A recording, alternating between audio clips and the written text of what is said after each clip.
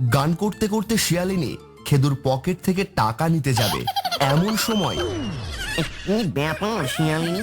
ছি ছি ছি ছি, আমি ঘুমাচ্ছি আর সেই সুযোগে তুমি আমার পকেট থেকে টাকা চুরি করছো? আরে না গো, আসলে মানে তোমার এই প্যান্টটা বড্ড নোংরা হয়েছে, একটু ধুতে দেবো তো, তাই পকেটে কিছু আছে নাকি দেখে নিচ্ছিলাম, এই আর কি।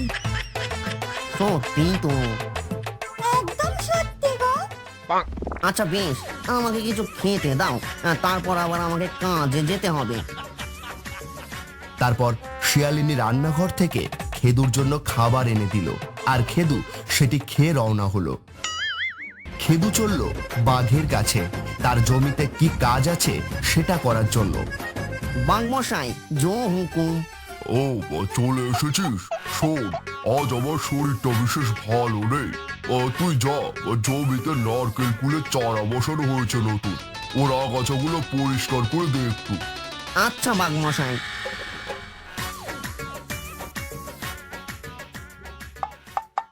এই নান্টু ঘটকের কথা শুই না, এই অল্প বয়সে করলাম বিয়া, এই হে হে হে হে হে হে হে হে হে।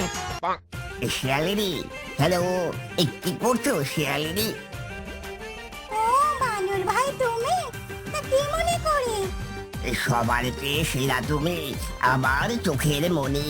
এই তোমার জন্য আমি এই জীবন দিতেও রাজি। কবে তুমি বুঝবে শিয়ালিনী, এই আমি তোমায় কত যে ভালোবাসি। এই বানর, তোর সাহস দেখে আমি অবাক হয়ে যাই। তুই নাকি এই শিয়ালিনীকে বলিস? যা এখান থেকে, আর লাগবে না তোর গোলাপ। এই বলে শিয়ালিনী বানরের হাত থেকে গোলাপটা নিয়ে ছিঁড়ে ফেলে দেয়। কোথায় আমি স্বপ্ন দেখি জঙ্গলের রাজার সাথে ঘুরবো ফিরবো, আর সেখানে কিনা তুই এসে আমায় ধর। তোর মতো বানরের গলায় আমি হলাম মুক্তোর মালা, বুঝলি? তারপর বানর অপমানিত বোধ করে সেখান থেকে চলে যায়।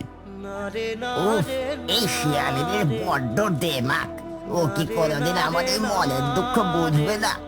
বোঝে না শিয়ালিনী, বোঝে না, বোঝে না।